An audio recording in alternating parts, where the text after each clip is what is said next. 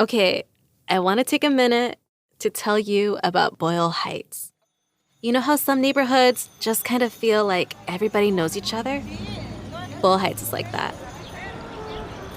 It's just east of downtown Los Angeles. It's the kind of place where you know your street vendors, where you can hear them coming up from a block away. Maybe when they pull up, you can smell their fresh tamales. Maybe it's a hot day and you're waiting to get a paleta from the paletero that shows up every day at the same time. It's the kind of place where you know your neighbors and the lady who runs the shop on the corner, where you run into people you know on the street, like the mariachi who played at your wedding, or someone who grew up in the same town you immigrated from 20 years ago. This kind of community doesn't just happen. It takes a lot of work to make a place feel like a home.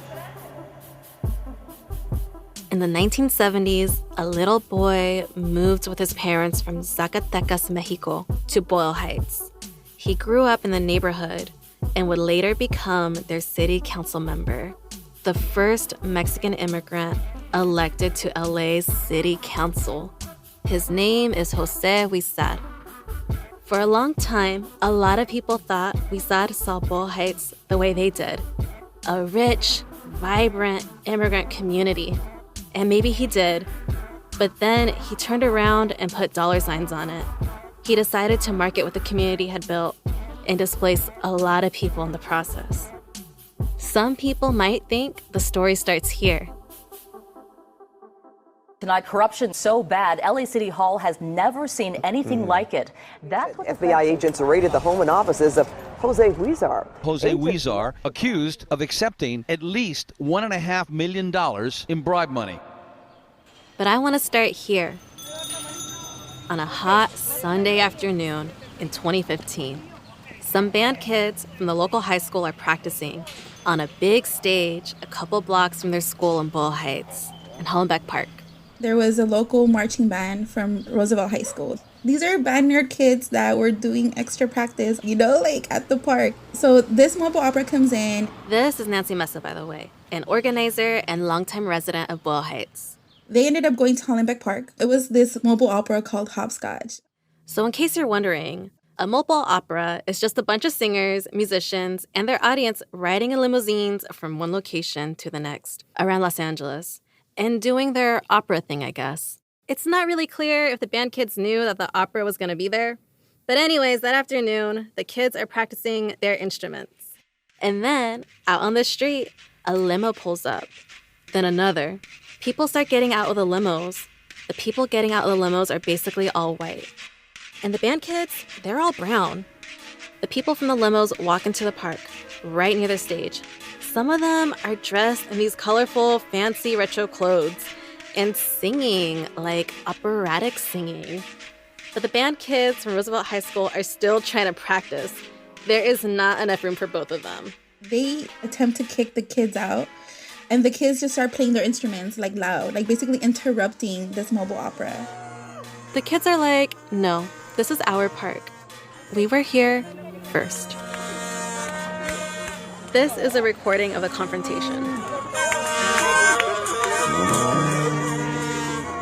So can you imagine seeing limousines roll up to Hollenbeck Park full of all white people? The local youth were just not supposed to react to that.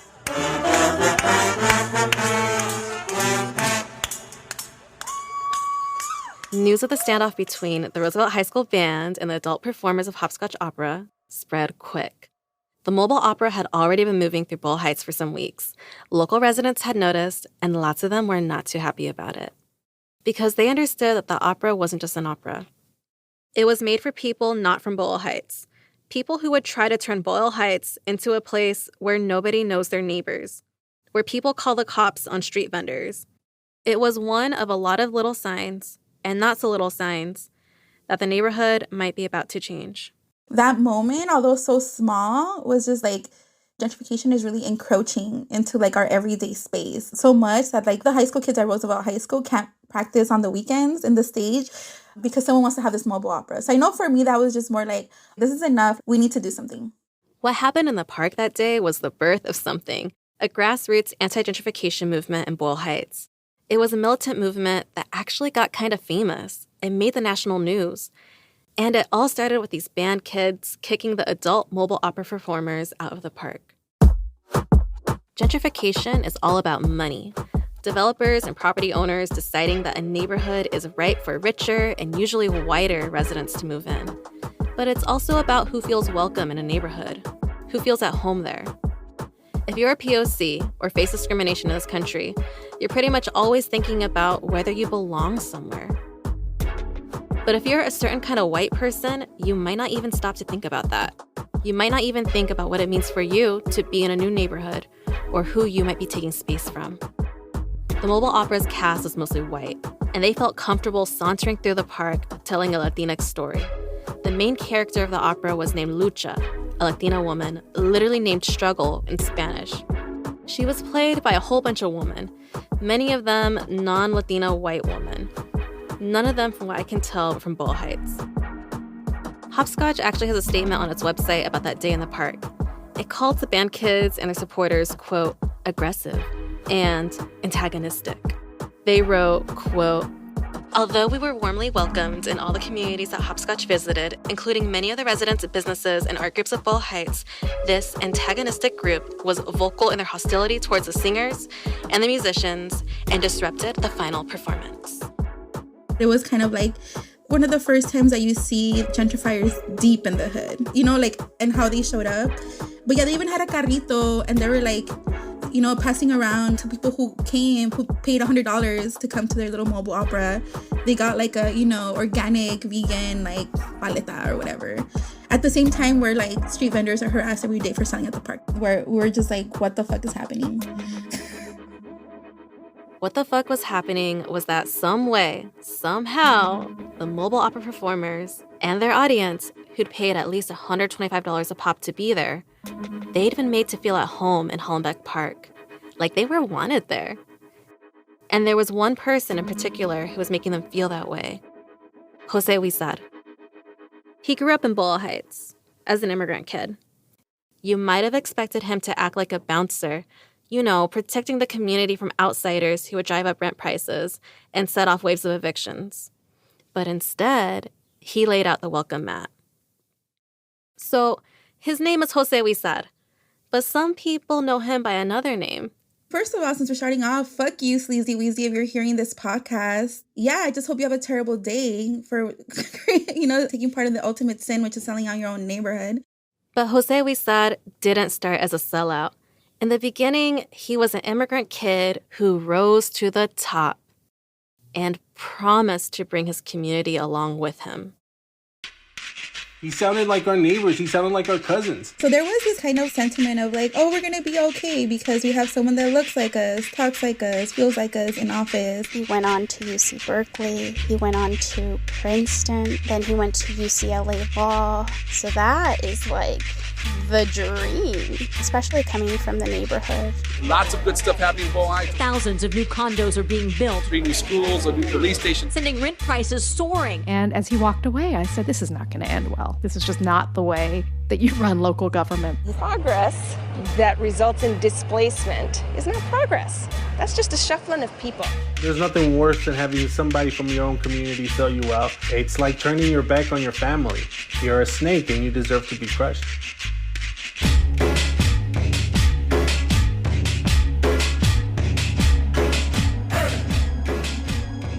From Neon Hum Media and LA Taco, this is Smokescreen, The Sellout, a podcast about a politician dogged by allegations of corruption, harassment, and pathological pettiness. It's about the residents who fought gentrification even as their neighborhoods were auctioned off to the highest bidder. And it's about a community that feels the pain of betrayal from one of their own. That's what this podcast is about. Not just some other infamous man, but the people. Because this is really about them. We're talking about Boyle Heights, El Sereno, Highland Park, City Council District 14. I'm Mariah Castañeda. This is episode 1, The Gem of Boyle Heights.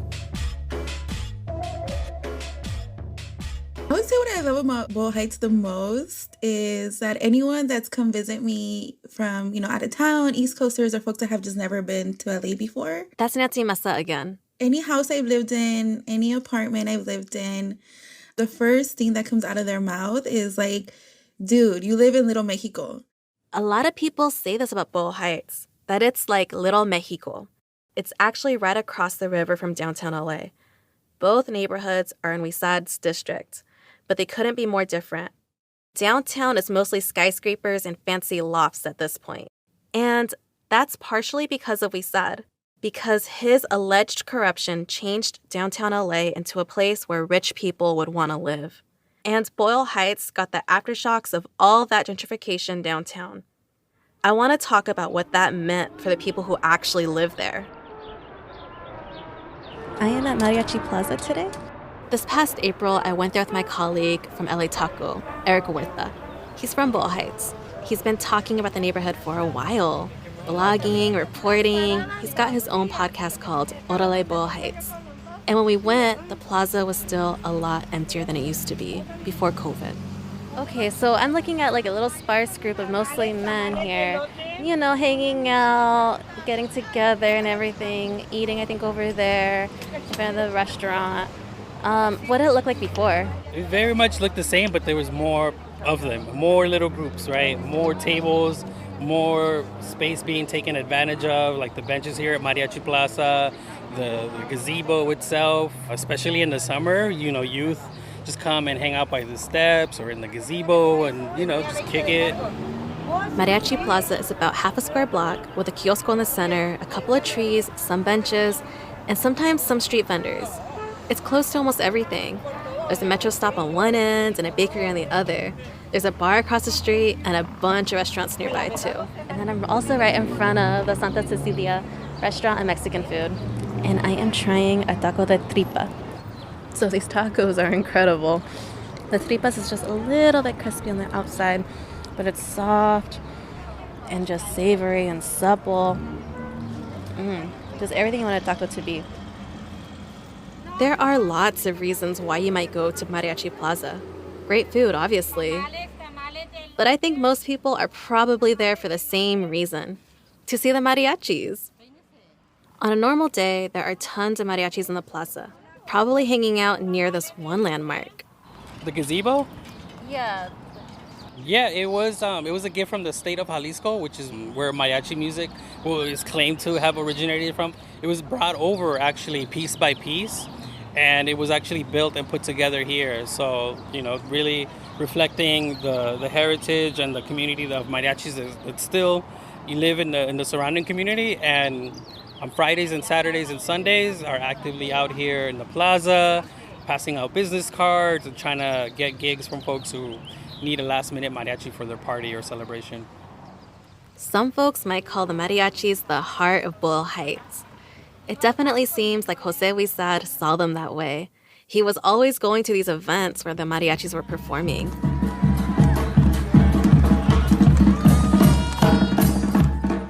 Like, this is a video of Huizar at the Mexican Independence Day Parade when he rode through East Los Angeles on a horse, wearing a charro outfit. The top is white and gold. He's got on these boots with gold detail, and he's holding an enormous Mexican flag in the air. It really seemed like Huizar saw the mariachis as an integral part of the community, a part that he would work hard to protect. So it makes sense for the mariachis to think that if there was anyone Huizar would fight to keep in the neighborhood, to keep from being displaced, it'd be them. Especially because the mariachis need to be in Boyle Heights. They need to be at Mariachi Plaza for work. Digamos, una persona pasa por la plaza y dice... So, this is Arturo Rubalcaba, a mariachi who lives in Boyle Heights. We spoke to him because he ends up at the center of a showdown about rising rents in the neighborhood. And interpreter Marisabeth Hernandez was with him. She's actually my friend, and she knows a lot about the mariachis. Her dad, Salvador, is a mariachi, and she grew up in the mariachi community. Entonces le voy a llevar sus mañanitas. Y les dicen ahí, ¿sabes qué? Necesito un mariachi. Okay. Okay. All right. So he said, this is funny. So a guy pulled up to the plaza People come to Mariachi Plaza when they need something celebrated. Quinceañeras, weddings, funerals, marriage proposals. Like, let's say it's your wife's birthday. Let's say you forgot it was her birthday until today. You're short on time, but you need to make it seem like you had something planned months ahead of time. So you call up a nice place for dinner, you make a last-minute reservation, and then you go to Mariachi Plaza. You find a group of mariachis. Maybe you find Arturo. You say, meet me outside my apartment at this address at this time. Play this music for my wife, who will never suspect that I just hired you this morning. The group gets all its members together, and boom, they've booked a gig. But to get that gig with the guy who forgot his wife's birthday, you've got to be at the plaza. If you're not, you can miss out on a lot of clients, a lot of work. Because the industry can be old school. A lot of times, you gotta meet face to face. So anyways, when Arturo first moved to LA, he used to live far away from the plaza. And he was always driving back and forth. Ya salía tarde, entonces tenía que manejar hacia mi casa. Before he moved to Plaza de los Mariachis, he would drive home late at night after work and then drive straight back to the plaza in the morning. But even with all that driving, it was worth it to Arturo. He wanted to be a mariachi basically his whole life. He still remembers when his dad, also mariachi, first gave him his own traje de charro. You know, the suit that the mariachis wear with all that embroidery up and down the pants and the jacket and the shirt with the big white collar. Pues muy emocionado y pues ahora sí que era como un sueño hecho realidad. Arturo said getting the traje de charro was an emotional moment. It was like that day he became someone he was always meant to be. Entonces, cuando mi papá me dijo, ¿sabes qué? Vas a entrar ahí al grupo donde yo estoy. He grew up with his dad practicing around the house. He was 14 when he started playing. And he was just really excited because his dad told him, you're going to start playing with us in this group. So Arturo grows up. He keeps playing mariachi music. He moves to Los Angeles. He's driving to Boyle Heights every day for work. And Arturo decides, if I'm really doing this, I've got to move closer to Mariachi Plaza. That closeness is going to be important later. When Arturo's building is threatened, it becomes a flashpoint for the fight against gentrification in Boyle Heights, and the residents ask Huizar himself for help. The building Arturo moves into is 1 block down and a quarter of a block over from Mariachi Plaza. It looks like a lot of Los Angeles apartment buildings. It's stucco with a gate winding around the outside of the property. About half the units in Arturo's new apartment building had mariachis in them. So did a lot of the buildings nearby. The plaza is basically surrounded by buildings full of mariachis. It's been this way for decades, like Marisabeth's dad, Salvador, who lived near Mariachi Plaza in the 80s. He lived with like 5 uncles and 7 friends in an apartment with 2 bedrooms and 1 bathroom. Here he is, rattling off all their names from memory. Era mi tío José, mi tío Felipe, paz descanse, mi tío Arturo, mi tío Cuco, mi tío Andrés, éramos 5, yo era 6, todos músicos. So Arturo moves into his new apartment near Mariachi Plaza sometime around 2008. And his mariachi career is going pretty well. He's getting regular gigs. At the time, Arturo was paying about $1,200 for a 2-bedroom apartment that he shared with his wife and 2 teenagers. And at $1,200, the apartment was more or less affordable. Working as a mariachi is like any other kind of gig work. Some weeks you bring home more than others. Pues la realidad es de que, o sea, es muy variable, ¿verdad? And then one day, in early 2017, Arturo gets a letter on his door. Una carta que había cambiado, los apartamentos habían cambiado de dueño. Después llegó otra carta. And then they got another letter. It said Arturo's rent would be going up by a lot, $700. And they only had a few months until the new rent went into effect. Que por el momento pensamos que, pues a ver qué íbamos a hacer. So Arturo said that after they received the second letter, they were all wondering what they were going to do next. it became really clear pretty quickly that not everyone in the building had gotten rent increases. Only some of them had. But everybody knew that it was coming. So it may have initially started with just those first tenants, but everybody in the building, there was a plan to raise it for the entire building. Elizabeth Blaney is an organizer and advocate for the tenants union in Boyle Heights, Unión de Vecinos. That's not unusual. There are landlords, that is a very common tactic of landlords, is to start with a group of people, because if they were to rent increase the entire building, then they'd have massive people against them. If you do it in increments with certain sections, it's a tactic they use to try and make sure that there aren't too many people mad at them at the same time. So it's a little bit like a divide and conquer kind of move then. But the maneuver didn't work. This isn't the kind of building where neighbors don't talk to each other. The mariachis in the building are all going to the same plaza every day to get work. Some of them are like family to one another. So the tenants started meeting. The ones who'd gotten the increases, and most of the ones who hadn't yet. So the building, in Boyle Heights, there's like over 200 alleys. Alleys really are the extension of people's backyards, or in some cases, the backyard. And there's an alley that went from their 2nd Street to 1st Street, where Mariachi Plaza was, which is where the mariachis would go to get work. They'd set up events in the alley, these kind of meetings to raise awareness about the rent hike. They would stop and be, oh, what's going on? And then we'd come up and find out more about the struggle and how could they support. And we would play loteria and bring food. And so it was really kind of like a convivio as a way of building community. They were in this together. They were all worried, even if they weren't part of the first wave of tenants to get the rent hike. It's very nerve-wracking. Am I going to lose my home? Where am I going to house my children? So coming in, I think, to the meeting, tenants were wanting information, wanting to figure out solutions, and also uncertainty as to what was going on. So there were 24 units in the building. More than half the tenants went on rent strike and stopped paying rent. Lots of residents who hadn't been served rent increases yet also went on strike. It came to be known as the Mariachi rent strike. But there were other tenants in the building who went on strike too.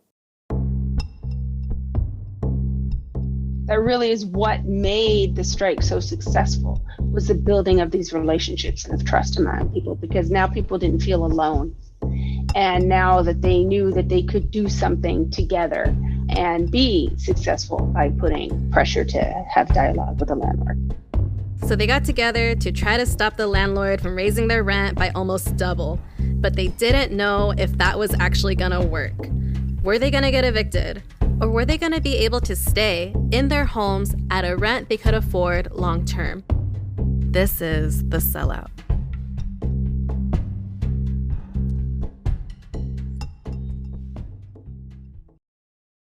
So, let's be clear about something. The mariachis were not the only people in Boyle Heights facing rent hikes at the time. Remember how Boyle Heights is right next to downtown? Downtown was rapidly gentrifying. And at the time when Arturo's building went on rent strike, the gentrification downtown was starting to spill over into Boyle Heights. Huizar posted a video on his YouTube channel around this time. You know, a few years ago, you could turn off the light switch in downtown LA and there was nobody here. People who came here to work would leave in the evening, and it was a ghost town, and now it's alive. It's a ribbon cutting for a fancy-looking hotel downtown. This hotel's developer is actually going to be part of the FBI corruption probe into Huizar. We're going to get there. But on that sunny day in 2017, years before he was charged with racketeering and corruption, Huizar is standing carefree on that stage, grinning. 10 years ago, 10,000 people lived here. Today, 55,000. The year 2040, we expect 125,000 people to live in downtown LA. Huizar is standing up there next to a bunch of other people in suits, all holding one absurdly long red ribbon. Huizar cuts his part of the ribbon, then holds it up in the air triumphantly. Go. Arturo's apartment building is just 3 miles away, back in East LA. So close to trendy downtown, rents here in the community of Boyle Heights are skyrocketing. This is from another video Huizar posted to his channel that very same day. It's a news story about rent hikes and tenants' rights. about volunteers going door to door to inform their neighbors about their rights as tenants. Take this apartment complex on East 2nd Street. In this clip, the reporter is standing outside Arturo's building, talking about the rent increase he and his neighbors are facing. Where renters are trying to fight off a proposed 80% rent increase in some units. Huizar is also in this video. But what we found is, although they're protected, they don't know their rights, and landlords are using any means possible to get them out so that they could charge higher rents. And so what we're doing is launching a campaign to inform residents about their rights under rent control law. So, Huizar is making it seem like the mariachis just need to know their rights and boom, they can stay in their homes. Like his Tenants' Right campaign was going to do that. But it didn't. Here's Nancy again. The council member went door to door knocking and gave people like a pamphlet of like, these are your rights when facing eviction. So for me, that's some bullshit, right? You have gentrifier in chief going door to door being like, here are your rights, as he's literally selling out the hood. Plus, Arturo's building isn't even protected by the law Huizar is talking about. It's called the Rent Stabilization Ordinance of the City of Los Angeles, and it only applies to buildings built on or before October 1st, 1978. Arturo's building was built in 1983. It's not that the mariachis didn't know their rights. Knowing their rights wasn't enough to protect them. It wasn't enough to protect them from a new landlord who probably saw luxury buildings going up just a couple miles away and figured, hey, I can get more money out of this place. And there's a reason that a TV reporter was standing outside Arturo's building. The mariachi rent strike became famous, fast. What they did together was pretty incredible.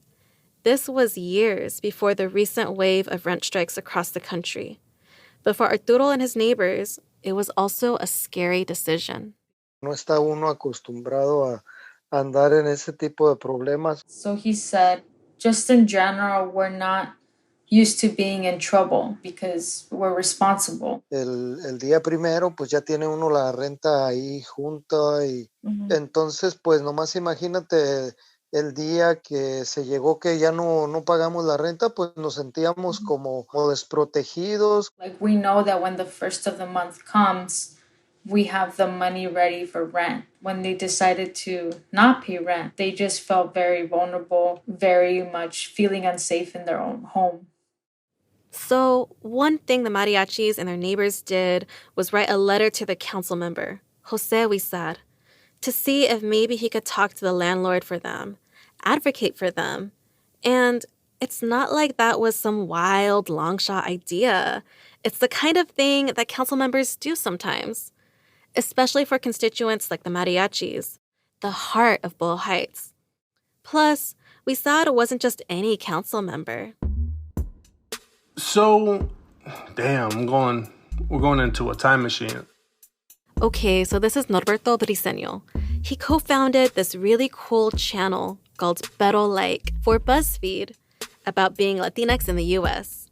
Norberto didn't grow up in Boyle Heights or even East LA. He grew up in Culver City, all the way on the other side of town. But he remembers when Huizar was elected. He was a teenager, about 16. All I can remember is my mom. My mom loves watching local news, especially like Channel 52, like Telemundo and stuff. And that's where I would walk into the living room, she'd be watching that. And I do remember them talking about his upbringing. His upbringing was the hook for his entire persona, right? He's going to be the first Mexican city council member. His family's from Zacatecas. Like these moments where you can hear that like this man is going to be something incredible. To a young Latino, even all the way across the city, Huizar getting elected felt like a big deal. Huge. Keep in mind, I was 16 at the time, and I just thought, this man is a progressive powerhouse, and he's going to take care of us. We all kind of thought that this was a very hopeful time. It was our own personal AOC. Yeah, so you're saying like you would have never foreseen any of this happening. Well, no. So, back to Arturo and his neighbors. They wrote Huizar a letter, and in response, Huizar did not much. 2 things. He wrote his own letter to the landlord telling him to meet with them. And Sí, entonces por ahí 1 o 2 veces pues mandó a su secretaria o los mandó a una de las protestas. They needed his support, and the most they ever got was his secretary attending one of the protests. for a local politician without much pull, maybe a letter and a staffer is all you'd expect. Maybe you'd think that this was Huizar giving it his all. But what nobody knew yet was just how powerful he had become at this point. The Mariachis and their neighbors had no idea how much power he had to propel a development forward or stop it in its tracks. They didn't know that Huizar was at the head of what the feds would later call a criminal enterprise based in City Hall. But all these years, they watched Huizar hold up the Mariachis as the gem of Boyle Heights. And then when it came time to fight to keep them in their homes, he just didn't. Which from Arturo's perspective was kind of baffling. Pues sí, ahora sí que esperábamos más apoyo y esperábamos que también de la comunidad. Simply because he was part of the community, the expectation was that it was almost a given that he was going to support them. And so it's kind of like being betrayed by one of your own, essentially. Is it worse to be sold out by someone from your own community? Yeah, it's the worst of the worst. To have one of our own do it, it's heartbreaking. It's like turning your back on your family. You're a snake and you deserve to be crushed. This season on Smokescreen, The Sellout. As soon as he walked into the room, he just had a lot of presence, extremely charismatic. I mean, for God's freaking sakes, you know, he would run for office coming out in the chadro outfit on a horse, like, you know, the Messiah, you know, of the Mexican people. I felt like the blood just left my body. Like, oh my God, he sold out 1,000 families. And I started seeing the dark side of him. FBI agents left Jose Huizar's office this afternoon with a lot of boxes, possible evidence. Former LA City Council member Jose Huizar has pleaded not guilty to charges alleging that he ran a multi-million-dollar real estate scheme right out of City Hall. All of these indictments are full of just the most bizarre and amateurish behavior. They had a scoring sheet. You get negative numbers or positive numbers based on how they perceived you in supporting the council member. But then we found out he wasn't the only criminal. So there's obviously a systematic issue. Jose Huizar is nothing. Jose Huizar is the top layer of the epidermis of a cancer that goes to the bone.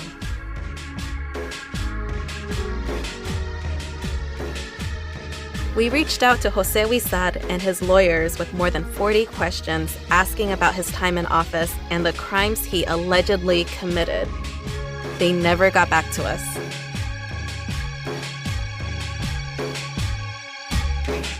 The Sellout is produced by Neon Hub Media and LA Taco. I'm your host, Mariah Castañeda. My co-reporters are Alexis Olivier Ray and Carla Green. Carla Green is our lead producer, and she wrote the episodes. Our editor is Catherine St. Louis. Vikram Patel is our consulting editor. Associate editor is Stephanie Serrano. Associate producer is Liz Sanchez. Our executive producer is Jonathan Hirsch. Samantha Allison is our production manager. Fact checker is Sarah Ivry. Our sound designer is Hansdale Sue. Eduardo Arenas made our theme music. Other original music by Moni Mendoza, with an additional track from Blue Dot Sessions. Special thanks to Erica Lindo, Javier Cabral, Tanner Robbins, Haley Fager, Natalie Wren, Adrian Riskin, Shara Morris, Navani Otero, Janet Villafana, Vanessa and Jorge Castañeda, and Ivan Fernandez. If you want to know more about what you've heard on the show so far, head over to lataco.com to see a beautiful map of some of the places we talk about, made by Tommy Gallegos, as well as new reporting and interviews. Thanks so much for listening. I love you, LA.